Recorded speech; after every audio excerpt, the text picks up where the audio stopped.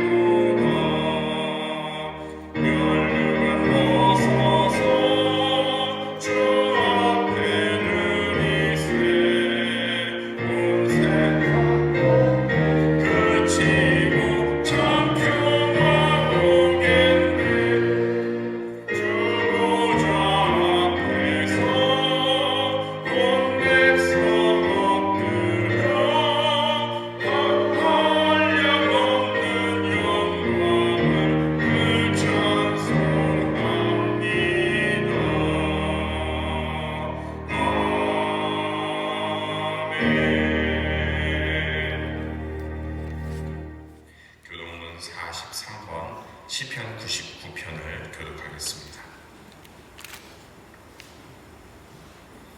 여호와께서 다스리시니 만민이 떨 것이요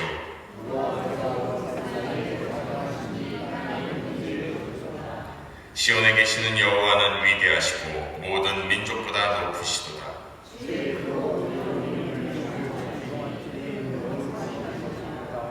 능력 있는 왕은 정의를 사랑하시느니라. 주께서 공의를 견고하게 세우시고 너희는 여호와 우리 하나님을 높여 그의 발등상 앞에서 경배할지어다. 그의 제사장들 중에는 모세와 아론이 있고 그의 이름을 부르는 자들 중에는 사무엘이 있도다. 여호와께서 구름 기둥 가운데서 그들에게 말씀하시니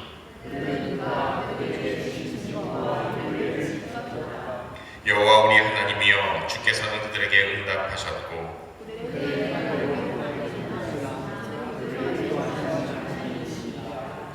너희는 여호와 우리 하나님을 높이고 그 성산에서 예배할지어다. 아멘. 사도신경으로 신을 고백합니다. 전능하사 천지를 만드신 하나님 아버지를 내가 믿사오며 그 외아들 우리 주 예수 그리스도를 믿사오니 이는 성령으로 잉태하사 동정녀 마리아에게 나시고 본디 빌라도에게 고난을 받으사 십자가에 못 박혀 죽으시고 장사한 지 사흘 만에 죽은 자 가운데서 다시 살아나시며 하늘을 오사 전능하신 하나님 우편에 앉아 계시다가 절에서 산 자와 죽은 자를 심판하러 오시리라. 성령을 믿사오며 거룩한 공회와 성도와 소개통하는 것과 죄를 사하여 주시는 것과 몸이 다시 사는 것과 영원히 사는 것을 믿사옵나이다. 아멘. 자리에 앉으시기 바랍니다. 함께 찬송가 132장 찬양하겠습니다.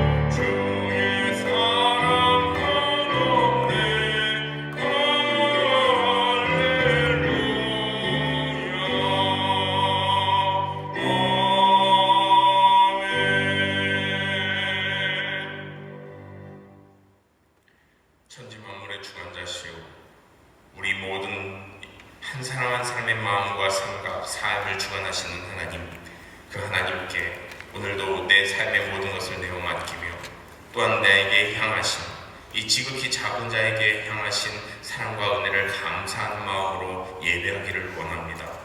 우리의 예배를 기뻐받아 주옵소서. 우리 마음과 생각, 모든 삶의 것이 다 주의 구원의 은혜의 길로 들어선 줄 믿습니다.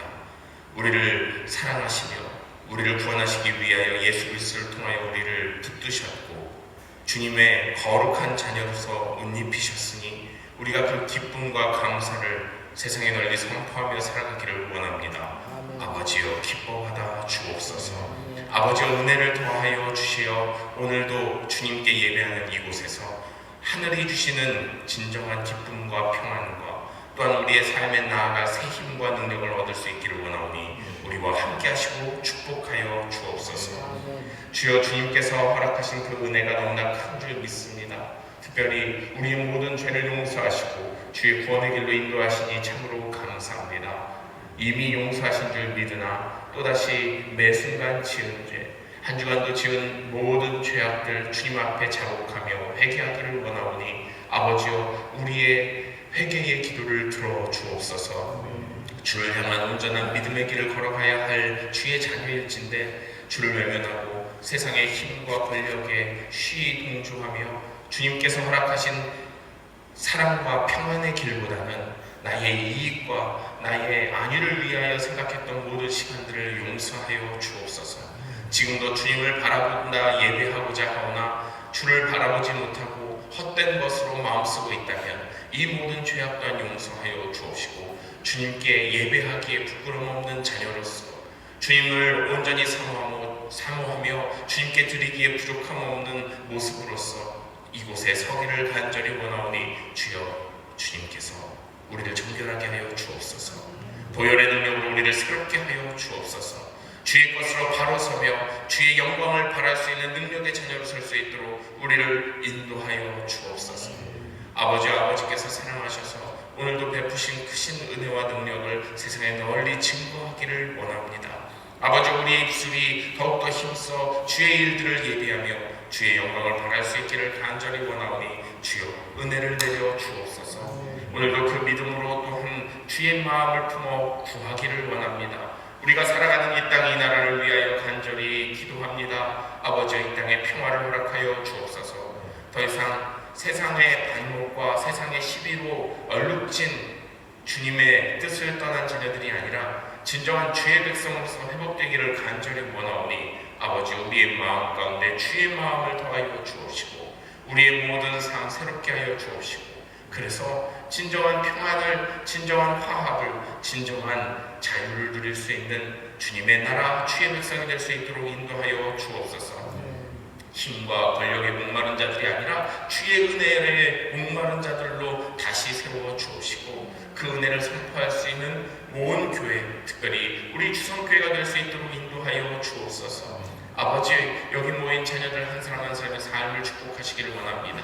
세상에 물들지 말고 이 세대를 본받지 말고 오직 주님만 따를 수 있는 주님의 복된 자녀들 되기를 간절히 원하오니 오늘도 만나 주옵시고 오늘도 그 삶의 주의 능력의 손길로 안위하여 주옵소서. 주님, 헛된 것에 흔들리지 말고 도리어 주의 은혜만 쫓아 나아가 참된 복을 누릴 수 있는 주님의 백성들, 주의 자녀들 되기를 원하오니 우리 성도들을 축복하여 주옵소서. 모든 근심 걱정 다 평화롭게 자유롭게 변화시켜 주옵시고 특별히 그 삶 속에 있는 육신의 어려움과 또한 미래에 대한 불안감을 다 벗어나 주님께서 주시는 진정한 천국의 길을 걸어가는 부족함 없는 능력의 자녀로 서도록 인도하여 주옵소서.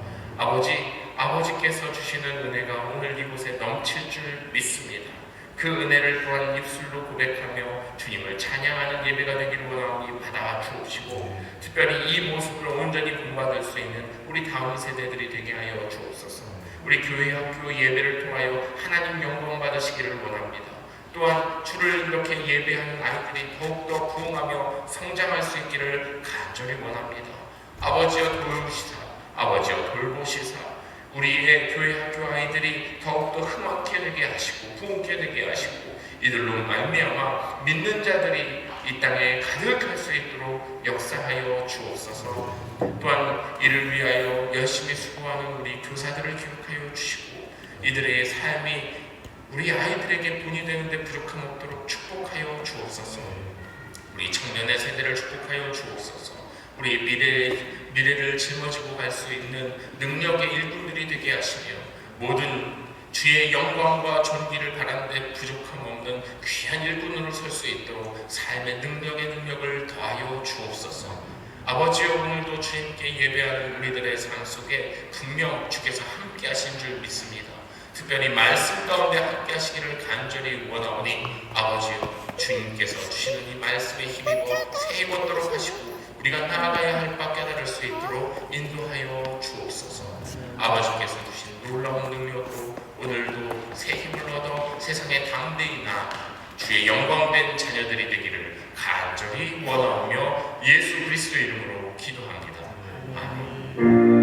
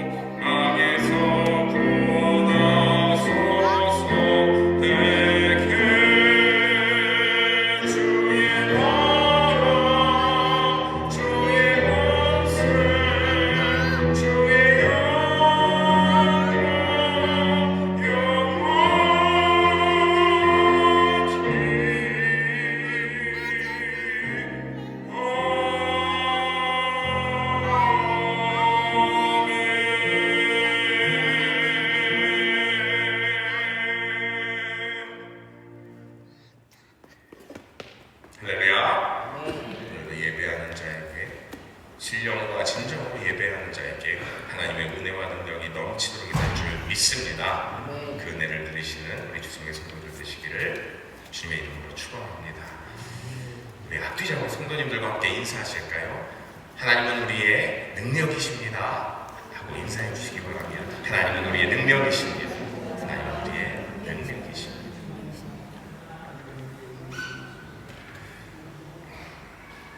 마이크 조금만 손 좀 해주시겠어요? 우리 정호준은 좀 가서 마이크 1, 2번이 있을 거예요. 거기에 위에서 3번 개인 마이크 아래에 있는 거, 위에서 두 번째 다이얼 돌리는 거, 맨 두 번째 거는 첫 번째가 개인용, 두 번째 거가 하이인데 하이를 11시쯤 방향으로, 그 다음에 미드를 4시 방향으로 좀 돌려주시면. 교회 소식을 말씀드립니다. 3월 5일 돌아온 수요일부터 우리 예수님의 발자취를 기념함에 따르는 은혜를 드리는 사순절이 시작이 됩니다. 이 사순절 기간 동안에는 사순절 새벽 묵상 기도회가 진행이 되고요. 새벽 기도회 시간에 더욱더 예수님께서 우리를 위해 어떻게 은혜를 내려주셨는지를 묵상하고, 또한 그 은혜를 지금 이 시간, 이 시대에 내 삶 속에 가슴 깊이 새기고 삶으로 나타낼 수 있는 기회로 삼으실 수 있기를 바랍니다. 새벽 기도회 시간 5시부터입니다. 우리 그때 더욱더 깊이 묵상할 수 있는 은혜의 기회로 삼으시길 바랍니다. 이 40일 사순절에는 월요일부터 토요일까지, 그러니까 주일 예배는 세지 않고요. 월요일부터 토요일까지를 세서 40일을 지킵니다. 그래서 우리도 동일하게 월요일부터 토요일까지 사순절 새벽에 묵상하며 기도하는 시간을 가질 텐데, 이 시간 꼭 잊지 마시고 함께 참여해 주시기를 바라고, 그리고 묵상집을 따로 준비를 했습니다. 화요일 날부터 나눠드립니다. 그때 한 권씩 다시 보시면서 하루하루 말씀 묵상하고 또한 기도할 수 있는 시간 삼으시기를 바랍니다. 그리고 사순절 기간 동안에 이 기도회를 하면서 금요 기도회는 따로 모이지 않고요. 토요일 날 새벽 기도회로 모입니다. 기억하시고 잊지 마시고 참여하시기를 바랍니다. 그리고 4월 20일 부활주일에 부활절 세례 예식을 거행하고자 합니다. 세례 예식에 참여하고자 하시는 분, 아직 세례받지 않으신 분이 있다면 이번 기회에 특별히 사순절 묵상하면서 예수님께서 나를 향한, 우리를 향한 사랑을 다시 한번 기억하고 되새기고 삶에 새기면서 주님의 자녀로서 살기를 결단하고 세례에 받으시는 받으실 수 있기를 바랍니다. 그래서 우리 문복석회의 정길려 성도님께서 세례를 받으시기를 원하셨어요. 그래서 그날 같이 또한 참여해 주시고 축복해 주시고, 또 외에 아직 세례를 받지 못하신 분 중에서 세례를 받고자 하시는 분이 있으시면 3월 말까지 제게 말씀해 주시기 바랍니다. 그리고 돌아오는 토요일부터 버스킹과 함께하는 전도를 다시 재개합니다. 우리 주님의 은혜를 세상에 널리 선포할 수 있는 귀한 은혜의 자리에 함께 참여하시기를 바랍니다. 주일 예배 중에 공헌 특성 헌신하실 분은 우리 예배부장께 말씀해 주시기를 바랍니다. 한 가지 더 말씀을 드릴 것은, 우리 유다숙회에서 특별히 관심 갖고 애써주셔서 저희 사택의 일부를 수리를 했어요. 제가 따로 말씀을 드렸는데 관리부장님께서 한번 저희 사택을 보시고 좀 필요하다, 급히 필요하다 여기셔서 말씀을 하셨는데, 그 말씀을 듣고 우리 유다숙회 속도원들께서 마음이 급히 움직이셔서, 급히 몸도 움직이셔서 이렇게 도와주셨습니다. 사실 원래는 저희 사택이 교회 3층인데 가정집으로서는 구비되어 있는 상황이 아니라 부분 개조를 했던 상황인지라 꽃창이에요. 결로가 심해서 그게 시간이 지나다 보니까 곰팡이가 많이 있어요. 이제 심하게 닦아낼 수 없는 상태였는데, 그래서 부분적으로 창호를 교체를 하고, 또 싱크대가 완전히 무너져 있었어요, 썩어서. 근데 그 부분도 이번에 교체를 했습니다. 그래서 관심 가져주시고 또 참여해주신 우리 성도님들께 먼저 감사의 말씀을 드리고, 사실은 제 마음 가운데는 이것보다 사실 교회에 급한 것이 좀 많다고 여겨서 이 부분에 대한 건 제가 언급을 해보지 않았어요. 물론 개인적으로는 저희 가정으로서는 필요합니다만, 그래도 사실 저희 교회에 해야 될 일들이 많아요. 우리 저희 구역회 때, 당회구역회 때 같이 참여하시는 성도님들은 아실 겁니다. 이번 해에 우리가 교회에 위해서 해야 될 일들이 있습니다. 말씀드렸던 게 있어요. 지금 유아유치부실에 냉난방기도 그렇고요. 사실은 예배를 위해서 필요한 것들 항상 먼저로 생각을 했는데, 제가 그런 걸 생각을 안 하고 또 말씀을 안 드리다 보니 먼저 나서 주셔서 이렇게 이런 부분들을 좀 고쳐주셨으면 감사히 여기고, 그 감사의 마음으로 더욱더 교회를 사랑하고 우리 성도님들을 사랑하고 또한 다른 모습으로 목회할 수 있도록 더욱더 노력하도록 하겠습니다. 참 감사합니다. 그리고 잊지 마시고 더욱더 교회를 위해서, 사실 제 개인을 위해서 하신 거라고 생각하지 않아요. 물론 감사한 마음은 당연히 있고요. 교회를 사랑하고 우리 모두를 사랑해서 하신 일이라고 여깁니다. 그런 마음 더욱더 커져가서 우리 교회 여기에서 이 울타리 안에서 멈추는 게 아니라 더 넓은 많은 분들을 사랑하고 섬길 수 있는 우리 교회가 될 수 있길 바랍니다. 우리 그런 은혜가 넘치는 우리 주성교회가 되는 이번 기회로 삼으시기를 주님의 이름으로 축원합니다. 우리 이제 우리 찬양단의 찬양 있겠습니다.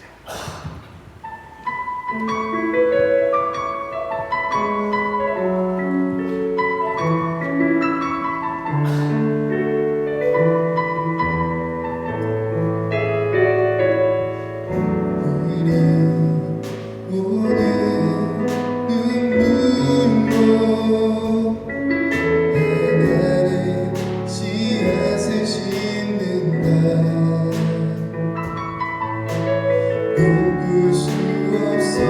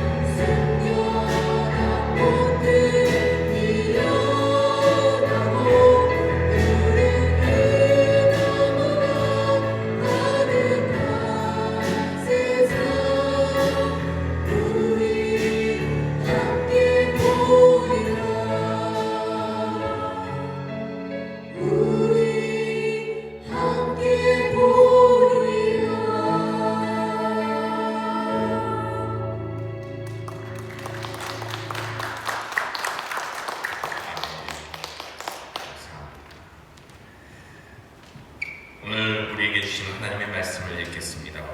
시편 52편의 말씀입니다. 우리 자리에서 다 같이 일어나셔서 시편 52편의 말씀을 저와 한 절씩 교독하고 마지막 절은 같이 읽겠습니다.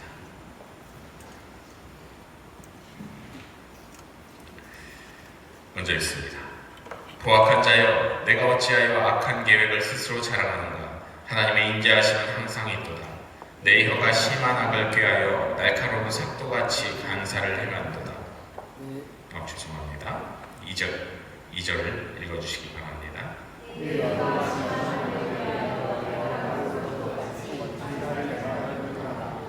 내가 선보다 악을 사랑하며 의를 말함보다 거짓을 사랑한도다. 셀라.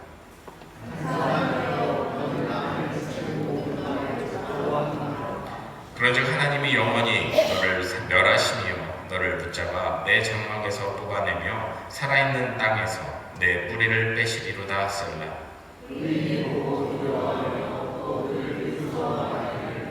이 사람은 하나님을 자기 힘으로 삼지 아니하고 오직 자기 재물의 풍부함을 의지하며 자기의 악으로 스스로 든든하게 하던 자라 하리로다.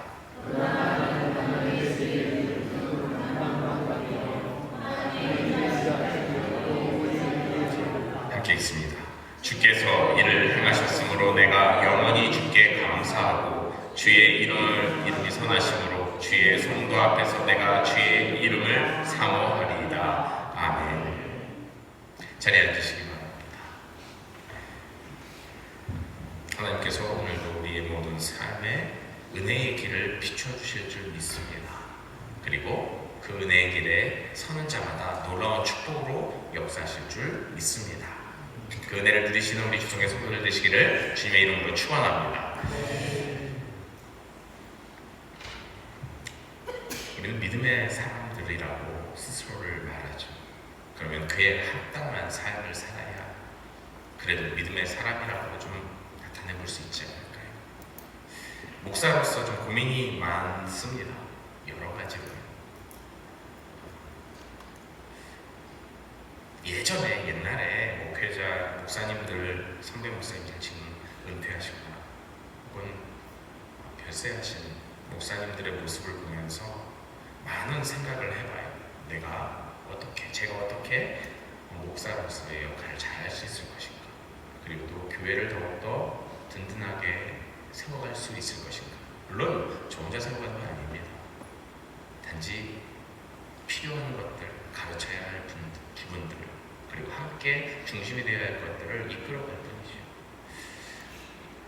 그 중심에는 있을 때 결국 함께 해야 될 것이거든요. 그런데 어찌됐든 그 중심으로서 역할을 잘 감당해야 될 부분이 어떤 것일까 참 많은 고민을 하게 됩니다. 돈도 보여야 될 테고요. 또 주위에 많은 이들에게 나타내야 될 테고요.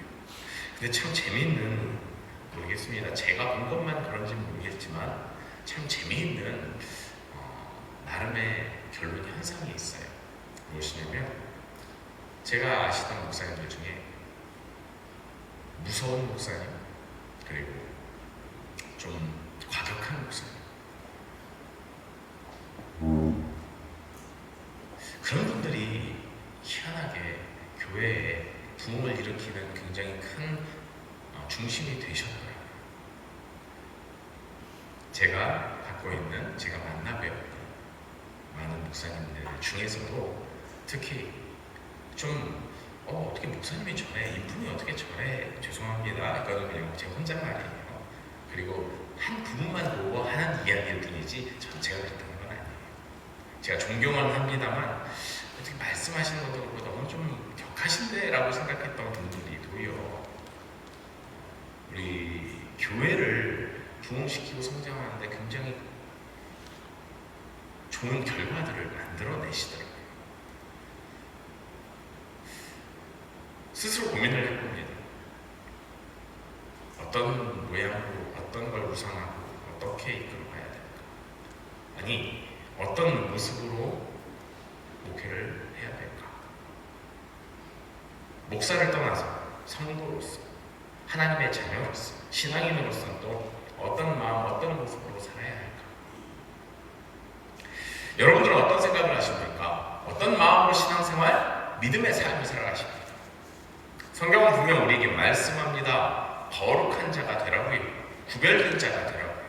하나님의 자녀라면 하나님의 자녀로서의 삶의 모습이 있어야 되는데 그것에 대한 분명한, 다른 믿지 않는 자들과 분명한 구별된 모습이 있느냐? 어떻게 하면 될까? 저는 개인적으로 참 많이 수시로 고민을 합니다. 그리고 그 고민 중에서 또 적정선을 나름대로 찾아야겠죠. 무조건 긍정의 답으로만 한다고 과연 그 믿음의 삶을 잘 꾸려가는 거라 말할 수 있을까요? 무조건 다 포용하면 괜찮은 걸까요? 성경에서는 또 우리가 가져야 할 모습 중에 과감히 끊어버려야 할 때도 있음을 알려주고 있어요. 어떤 때, 어떤 모양으로 어떻게 끊어야 될까요? 지혜롭게 악을 따르지 않고 선으로 이끌 수 있는 강한 훈계도 필요할 때도 있을 텐데, 그런 모습은 어떤 식으로 해야 할까요? 어떤 기준을 삼아서 해야 할까요? 오늘 우리는 이 모습을 또한 말씀 속에서 배웁니다. 여러 가지의 성경이 가르쳐주는 우리의 삶의 모습이 있어요. 그 중에서 특별히 몇 가지가 오늘 말씀에 나타나 있어요. 믿음의 사람이 추구해야 될 삶, 어떤 삶이어야 되겠습니까? 먼저 오늘 본문에 해설 성경에 보면 표제가 달려 있습니다. 다윗의 마스길, 인도자를 따라 부르는 노래, 에돔인 도액이 사울에게 이르러 아히멜렉의 집에 왔다고 그에게 말하던 때에 라고 되어 있죠. 마스길 말 그대로 교훈이라는 뜻이고요. 다윗이 이 시를 기록하며 이 시를 읽는 사람들에게 일깨워 주기를 원하는 교훈이 담겨 있는 말씀이라는 거죠. 또 인도자를 따라 부르는 노래라는 것은 찬양대가 지휘자의 지휘에 따라서 노래를 불렀다는 의미인데, 다윗이 지은 시를 노래로 만들어 많은 수의 찬양대가 더 많은 사람들 향하여 불렀다라는 뜻이에요. 이는 이 시편이 그 모든 공동체의 노래, 공동체의 고백이 되기를 원했고 되도록 힘썼다라는 의미이기도 합니다. 그리고 에돔인 도액이 사울에게 이르러 아히멜렉의 집에 왔다고 그에게 말하던 때에 라는 이 표현에서는 사무엘상 22장 6절부터 23절까지의 말씀이 사실은 그 배경으로 삼고 있는 내용인데요. 사울왕이 시나이자 사위였던 다윗을 잡기 위해서 3,000명이나 되는 군사를 차출해서 데리고 다닐 정도로 다윗을 잡기에 혈안이 되어 있었던 때입니다. 다윗은 들로 산으로 피해 다니고 도망 다니고 있었는데, 그에게는 환난 당한 사람들, 빚진 사람들, 마음이 원통한 사람들, 그런 사람들이 주위에 모여들었었어요. 그 사람들이 약 400여 명가량 정도 됐었고요. 사울왕 다윗이 잡히지 않자 그와 함께했던 사람들에게 내 아들 요나단이 다윗과 맹약을 할 때에도 나에게 귀뜸을 해준 사람이 아무도 없었고 다윗이 어디 있는지를 알려준 사람도 없다며 분노를 퍼붓습니다.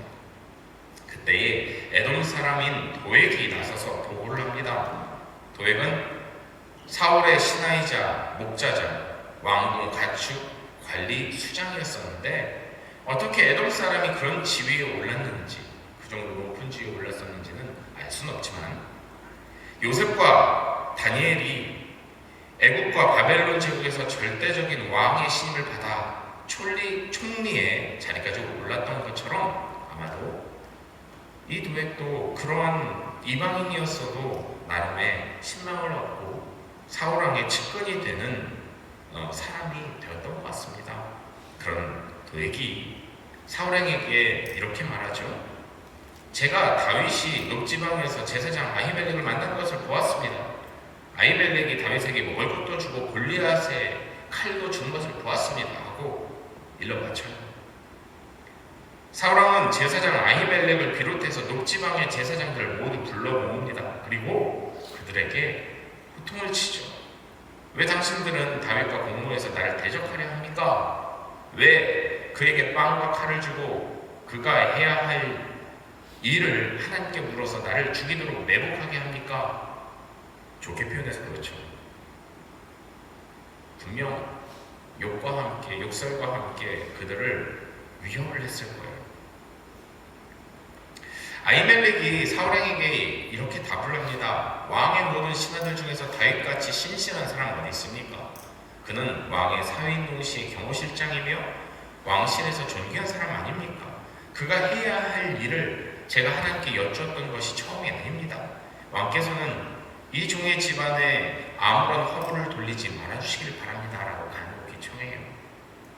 그 답변에 도리어 분노가 치민 사울왕은 너희 온 집안이 함께 죽는 것이 마땅하다며 사형을 선포합니다. 그리고 자기 곁에 있던 호위병들이 모두 죽이라고 명령을 내리죠. 하지만 왕의 신하들은 하나님의 제사장들을 죽이길 꺼려 했었어요.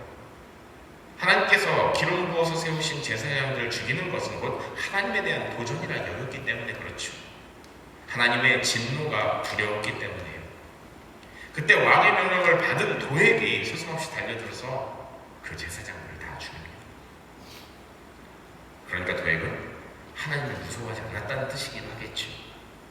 그날의 제사장에 오신 에봇을 입은 제사장, 그러니까 죽임을 당한 제사장이요 85명이었답니다. 그럼에도 여전히 분이 풀리지 않았던 사울왕은 높지방까지 가서 주민들까지도 모두 죽입니다.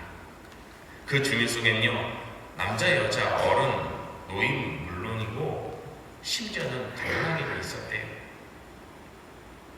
소떼와 나귀떼, 양떼도 예외도 아니었고요. 심지어 동물들까지, 가축들까지도 죽였답니다.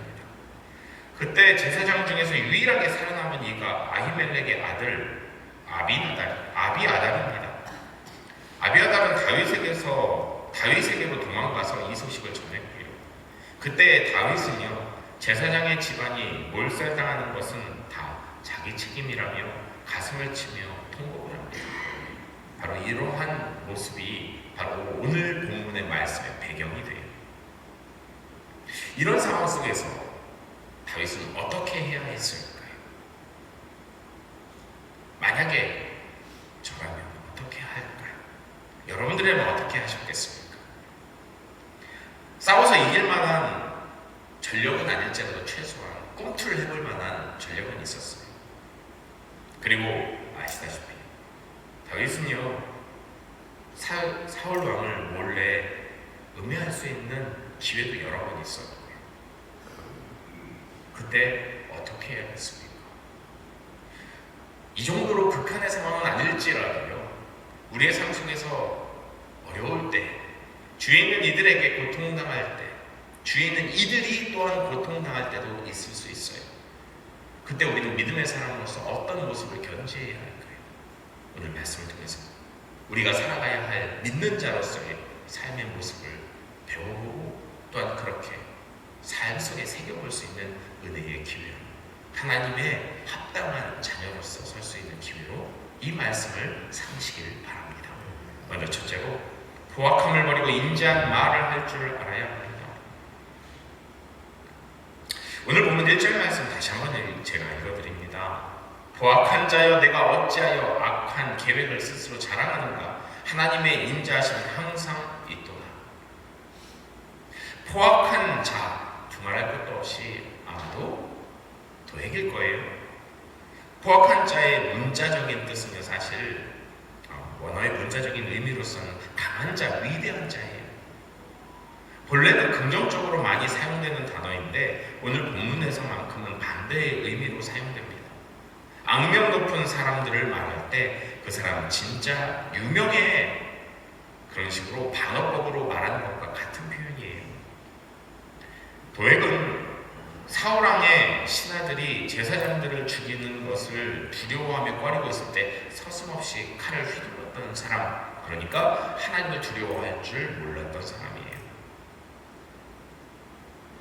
다윗은 도액에 대해서 이렇게 조롱하듯 하는 표현과 함께 자신이 가진 악한 계획 스스로 자랑하는 자, 그렇게 말을 하고 있어요.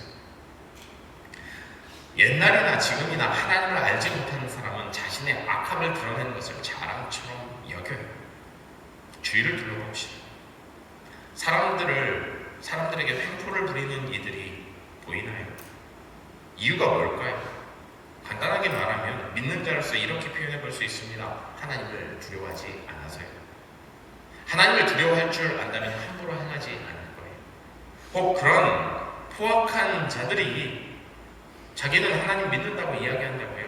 그렇다면 아니에요. 믿는 게 아니라 그저 하나님을 이용할 뿐, 하나님을 의지하지도, 하나님을 신뢰하지도, 하나님을 두려워하지도 않는 것입니다. 믿는 자라면 마땅히 하나님을 두려워할 줄 알아야 해요. 성경에 분명, 예수님께서 분명 우리에게 말씀하셨어요. 지극히 작은 자 하나에게 행한 것이 곧 나에게 행한 것이야. 그럼에도 함부로 대한다는 것은 하나님을 믿는다고 말할 수 없는 삶을 살고 있는 것이죠. 포악한 도액의 말이 구체적으로 어떠했는지 오늘 본문에 보면요, 이렇게 기록이 되어 있어요. 2절부터 4절까지의 말씀입니다. 내 혀가 심한 악을 꾀하여 날카로운 삭도같이 간사를 행하는도다. 내가 선보다 악을 사랑하며 의를 말함보다 거짓을 행하는도다. 셀라. 간사한 혀여, 너는 남을 해치는 모든 말을 좋아하는도다. 다윗은요, 도액의 말이 악한 흉기와 같다라고 말합니다. 그의 말은 속임수를 쓰는 것이고 날카로운 면도칼과 같아서 사람들에게 상처를 주거나 사람들을 해치고 또 거짓을 사랑하고요, 남을 해치는 것이 아무렇지도 않게 여기는 이 모습이라고 말하고 있습니다. 도액이 사울왕에게 한 말인 다윗이 녹지방에서 제사장 아히멜렉을 맞는 것을 보았고 아히멜렉이 다윗에게 먹을 빵과 골리앗의 칼을 주었다. 내가 그걸 보았다. 이렇게 성경에서는 묘사하고 있습니다만, 다윗은 도액의 포악한 심성을 잘 알고 있었기 때문에 사울왕에게 국사를 내팽개치고서라도 잡아 죽여야 하는 사울왕에게 도액은 잡아 죽이기를 원하는 그 마음을 충분히 헤아릴 수 있는 말을 한 거예요. 그것을, 그 마음의 분노를 표출하기에 좋은 말을 한 거예요. 옆에서 잔인한 사람에게 그 잔인함을 표현할 만한, 옹호할 만한 말을 하는 거예요. 그래서 많은 이들이 죽임을 당합니다. 반대로 생각하면요, 다윗만 죽으면 끝나는 거 아니냐라고 생각해 볼 수 있겠어요. 우리는 성경을 배웁니다. 성경에는 분명히 이렇게 나와 있어요. 죄가 없는 자의 흘린 피, 그것이 얼마나 하나님께서 미워하고 하나님께서 싫어하는 것인지. 다윗 하나만 죽으면 이런 일 없을 텐데 그거는 맞지 않는 얘기예요. 도리어 하나님께서 원하시는 것은요, 돌이켜 회개하는 것인데 도리어 회개하는커녕 이 악한 심성을 부추기는 말, 포악한 말을 하는 도예요. 이를 보며 다윗은 이와 같이 그의 말이, 그의 도액이 어떤 사람인지에 대해서 저주와 같은 말을 남깁니다. 오늘 우리는 우리의 입술은, 우리의 삶은 어떤 모습을 본받고 살아가고 있습니까? 진정한 믿는 사람으로서 살아가야 할텐데 이런 포악한 말들을 우리의 입에 달고 살아가고 있지는 않습니까? 혹여라도 입으로 뱉진 않더라도 그러한 마음을 품고 살아가고 있지는 않습니까? 내면이 그렇다면 절로 외면에서도 삶 속에서도 나타날진데 우리의 모습이 어찌해야 하겠습니까? 그저 본 것을 말했다라는 것으로 끝날 일이 아니에요. 사울왕의 포악함을 조장했던 말들이에요. 우리는 스스로 돌이켜보시길 바랍니다. 정말 하나님께서 원하시는 말들을 내 입에 담고 그 선함을 유지하며 살아가고 있는지 말입니다. 그렇게 될 때에야 비로소 우리는 믿는 자라고 말할 수 있을 거예요. 하나님의 구원을 받을 만한 사람이라고 말할 수 있을 것이며 거룩한 삶을 위하여 힘쓰고 있다라고 말할 수 있을 것입니다. 오늘도 우리의 입술에 선을 품고 선한 마음을 품고 선한 삶을 살아갈 수 있기를 바랍니다. 둘째로 하나님의 심판을 두려워할 줄 알아야 합니다. 계속해서 다윗은요, 포악한 사람인 도액에 대해서 이렇게 표현을 하고 있죠. 5절 말씀입니다. 그런즉 하나님이 영원히 너를 멸하시며 너를 붙잡아 내 장막에서 뽑아내며 살아있는 땅에서 내 뿌리를 빼시리로다. 다윗은요, 하나님께서 도액을 멸하실 것이라고, 분명 심판하실 것이라고 말하고 있어요. 뿐만 아니라 삶의 자리인 장막에서 뽑아내시고 땅에서도 뿌리째 뽑힐, 그러니까 이 말뜻은 아마 후대까지도, 그의 모든 기반까지도 다 멸하실 것을 하실 것이라는 말씀의 내용입니다. 땅에 심긴 풀이요, 잡초가요, 아무리 생명력이 강하게 보이고 다른 것들을 괴롭게 하고 다른 것들을 메말라 죽게 만드는 이 잡초가 아무리 끈질긴다 할지라도 결국 농부의 심판에 의해서 사라져요. 하나님은요, 우리의 인생, 우리가 결실을 해야 할, 열매를 맺어야 할 식물이라고 한다면 우리를 다스리시고 우리를 가꾸시고 결국 결실하실 농부가 바로 하나님이십니다. 그 하나님께서 결국은 이 잡초들, 도리어 해방 놓는 이 헛된 것들을 다 뽑아내실 거예요. 그렇기 때문에 우리는 하나님을 두려워할 줄 알아야 합니다. 우리가 뭐 잡초 같은 것이 되지 않도록 말입니다. 우리의 삶이 결실을 못하여 가라지와 같은 모습으로 살지 말아야지 않겠어요. 그러니 오늘도 주님께서 원하시는 결실을 얻을 수 있도록 힘쓸 수 있기를 바랍니다. 하나님께서는 결국 심판을 하세요. 그 심판이 두려워서라도 우리는 악한 길로 가지 말아야 해요. 악한 말들을 입에 담지 말아야 하고요. 어떤 일에든요, 하나님을 두려워할 줄 알아야 해요. 왕의 곁에 서 있던 신하들, 왕의 명령을 불복한 이유가 뭐예요? 그것은 하나님의 심판이 두려워서요. 하나님을 두려워할 줄 아는 자는요, 악의 길에 서지 않아요. 악의 길에 감히 서지를 못해요.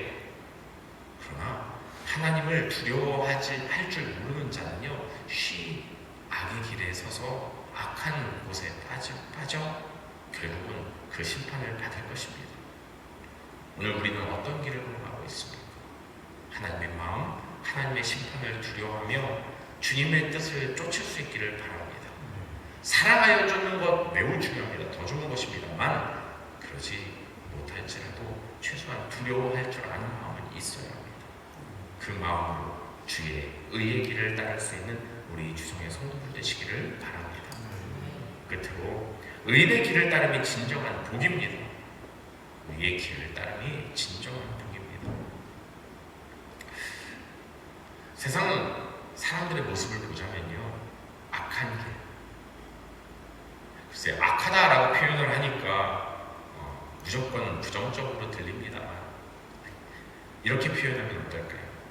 내 순간순간에 이익이 되는 것, 그런데 그 이익이라는 것이 다른 사람의 눈물을 흘리게 할 수도 있는 것인데, 그럼에도 이익이 되는 길을 선택하는 것이 어찌 보면 당연하게 여기는 세대.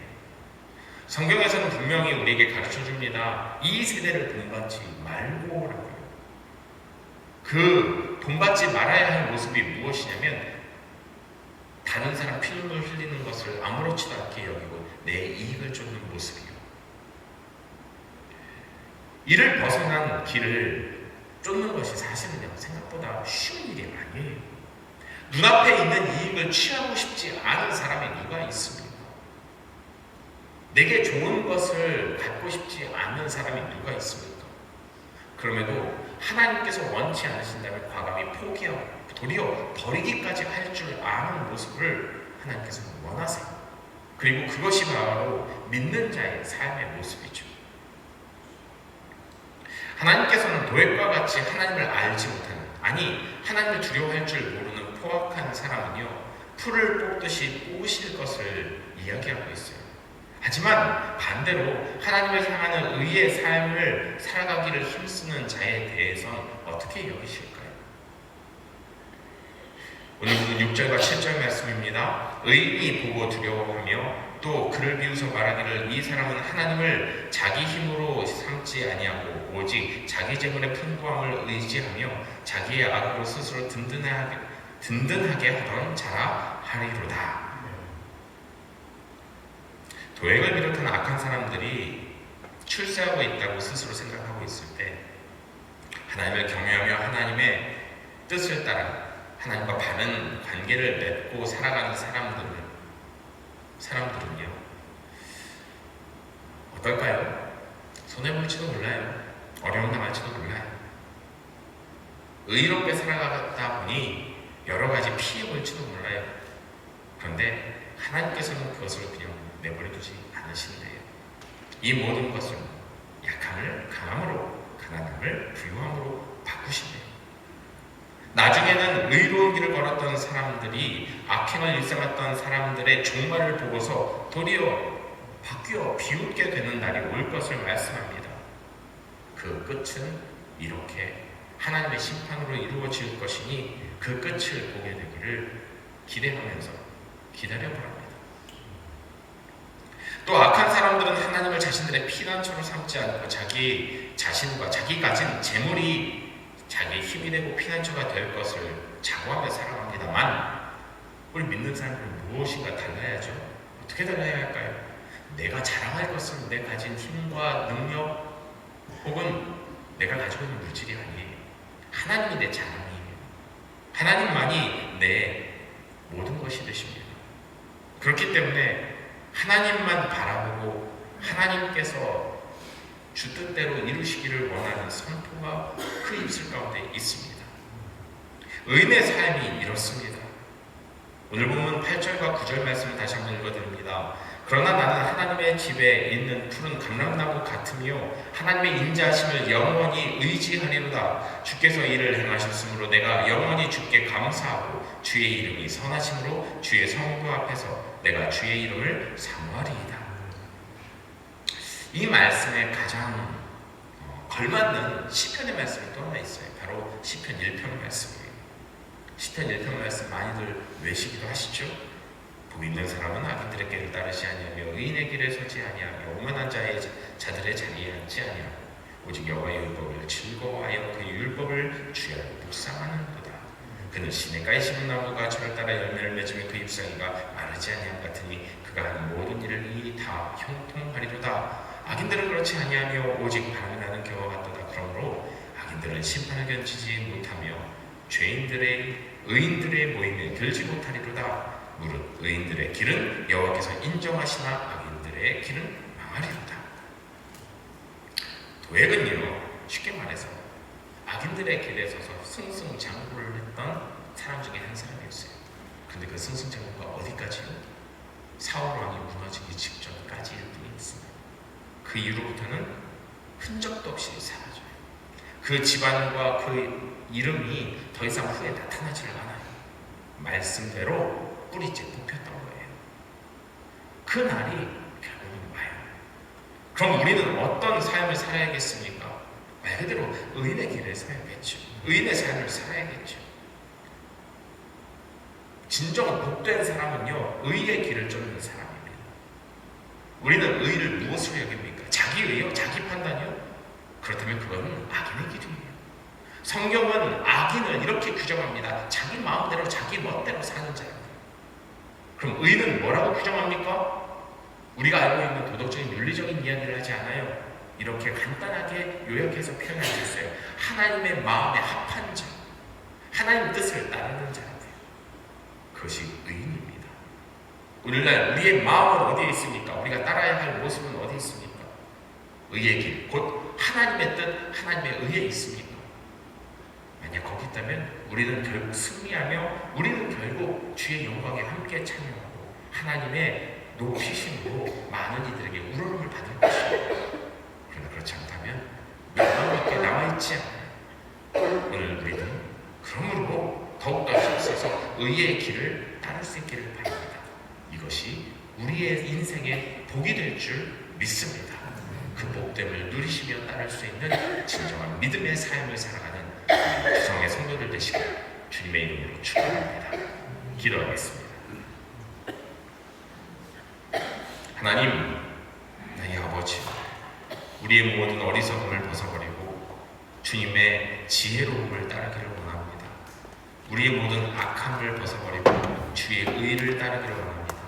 그 믿음의 길을 걸어가기 위하여 오늘도 말씀으로 내 마음, 내 생각, 내 삶을 일깨워 주시니 감사합니다. 말씀을 따라 주님을 온전히 따라 살아가는 진정한 믿는 자 되게 하옵소서. 그 믿음의 길을 걸어갈 수 있도록 오늘도 나를 불러주심을 감사하며 예수 그리스도의 이름으로 기도합니다. 아멘. 이 시간 우리의 삶의 모든 것을 드리는 마음으로 봉헌하는 시간을 갖겠습니다.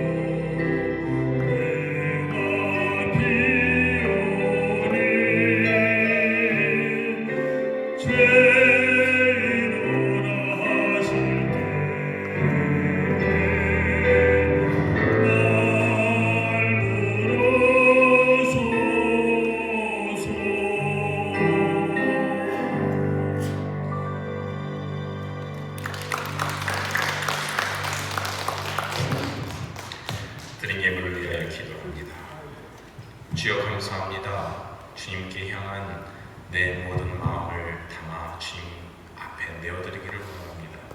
나를 사랑하시고 나를 구원하시고 내 삶에 오늘도 도우신 하나님의 은혜가 있어서 이렇게 함께 모여 예배하도록 도우시니 감사합니다.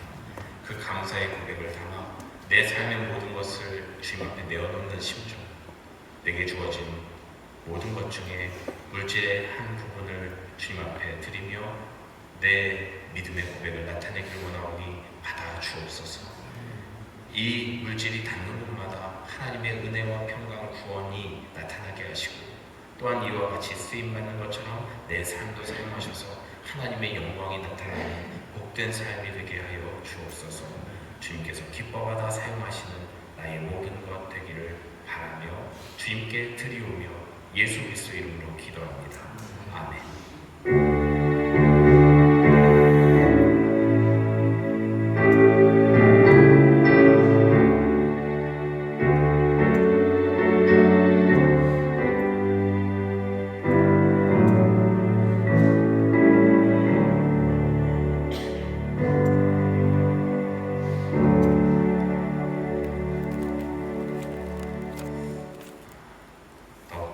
주님의 은혜를 세상에 널리 전할 수 있는 복음의 증언자 되시기를 바랍니다.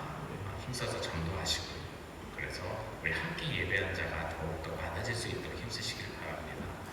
그리고 앞서 우리 교회 소식 전할 때 말씀드렸던 것처럼 우리 새벽에 수요일부터 시작되는 우리 사순절 새벽 묵상 기도에 많이 참여하시기를 바랍니다. 우리 이제 다 같이 일어나셔서 찬송가 421장 함께 찬양하시고 축복하고 오늘 예배를 마치겠습니다.